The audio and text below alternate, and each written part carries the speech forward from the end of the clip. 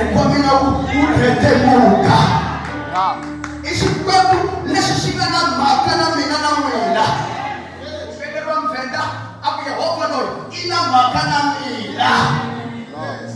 ina maka na mina iyo maka Davida sura kahe apa metina fama kwa na suri warifu alicharu pia na kuma ina mina kwa Yesu and Zudi warifu I will declare kusikwema asiko if Davida ankole na Zudi warifu imona shwebu manamina mafalia yena yapo shwebu siri kusuwa nishinene na yena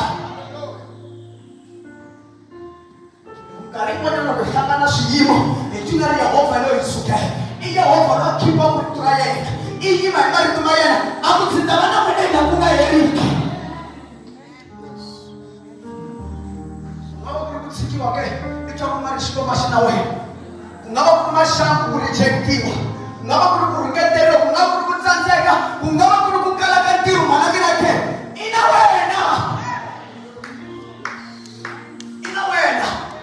ati makana ni flix le tua iti makana kutima